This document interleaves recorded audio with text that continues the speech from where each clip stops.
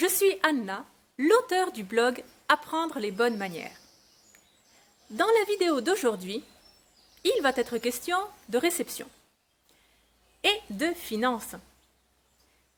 Comment formuler une demande de participation financière à ses invités lors d'un anniversaire?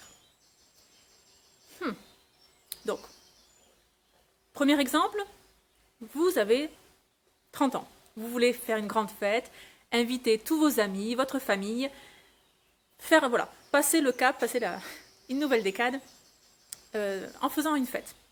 Excellente idée. Bon, malheureusement, vous n'avez pas les moyens d'inviter tout le monde au restaurant. Ça se comprend, voilà, c'est un budget. Autre cas de figure, vous organisez l'anniversaire surprise de votre frère, de votre sœur, de votre conjoint, d'une cousine. Voilà, l'anniversaire surprise des 50 ans pour quelqu'un. Très bien, bravo pour votre implication. C'est déjà bien, vous avez réussi à avoir la liste des invités sans éveiller les soupçons de la personne. Excellent, c'est bien pour vous. Et à présent, bon, il faut payer tout ça.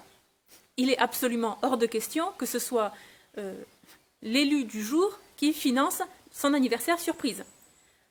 Hors de question de sortir sa carte bleue et de régler 2 ou 3 000 euros au restaurant le soir même. Je ne pense pas qu'il vous autorisera à faire la même chose pour ses 60 ans.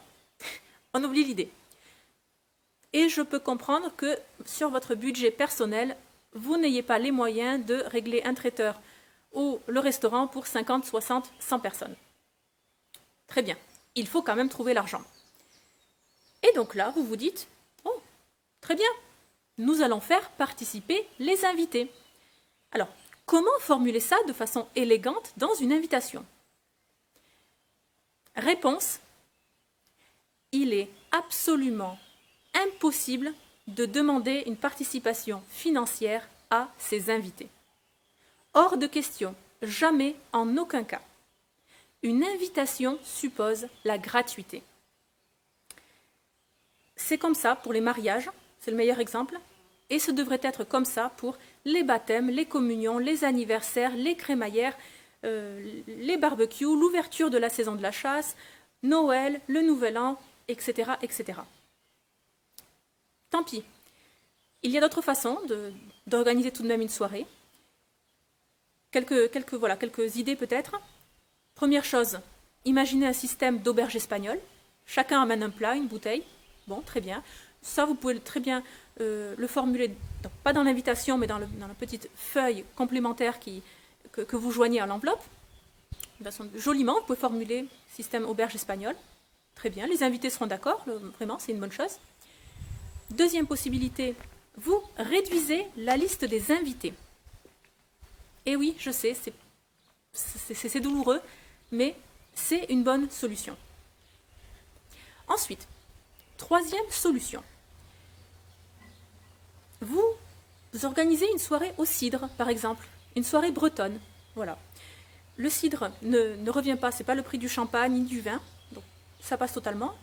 Si vous organisez ça à l'automne, voilà, après l'été, même septembre, octobre, la météo est encore très convenable et le thème s'y prête. Voilà. Donc ça peut être une bonne solution. Crêpes, c'est pas ça qui revient cher, donc crêpes, cidre, ça peut être un thème. Quatrième solution. Je sais qu'elle est plus rare en France. Bon, tout simplement, organiser une soirée sans alcool. L'alcool est un poste de dépense important lorsqu'on organise une soirée. Un mariage, on en sait quelque chose. Donc, organiser une soirée sans alcool. C'est pas dramatique. Certains invités seront surpris, mais bon, passer le moment de la surprise, c'est pas ça qui empêche de s'amuser. Et c'est la solution pour inviter 50 personnes, 70 personnes, peut-être même une centaine de personnes. Voilà. Dans tous les cas, je le répète, l'invitation suppose la gratuité. Il n'y a pas de façon correcte de demander de l'argent à ses invités. Absolument hors de question. Je vais vous donner l'exemple contraire pour vous faire encore mieux comprendre, peut-être vous faire comprendre plus viscéralement Qu'est-ce que cette participation financière? Imaginez qu'on vous a invité pour un week-end du mois de mai, donc 3 jours, et puis l'invitation date d'il y a 6, 7, 8 mois. Donc ça fait bien longtemps qu'on vous a invité pour l'anniversaire de votre ami. Un baptême, un mariage, l'anniversaire, bon, une grande fête. Évidemment, vous avez noté la date dans l'agenda, vous avez réservé vos 3 jours, vous avez réservé l'hôtel sur place, donc 500 km pour y aller, 500 retour. C'est un budget aussi, bon, la tenue, ok, il y a tout ce qu'il faut. Et là, samedi soir, très bon repas, vous vous amusez bien, etc. Et paf, au moment de partir, on vous demande 55 euros. Alors pour peu que vous veniez à 2, ça fait déjà bizarre. Voilà, ça fait déjà bizarre. Vous en gardez un goût amer. Voilà, amer. Ça n'a pas été précisé. On vous a mis devant le fait accompli. Faire quelque chose contre votre volonté, c'est de la manipulation. Voilà, on va utiliser les mots réels. Ça ne se fait pas. Voilà. Une invitation suppose la gratuité. C'est la 3e fois que je le dis, mais j'ai vraiment envie que tout le monde retienne ça. Donc très bien. Je ne vais pas vous donner la formule magique, le joli mot de politesse, comment formuler une demande de participation financière.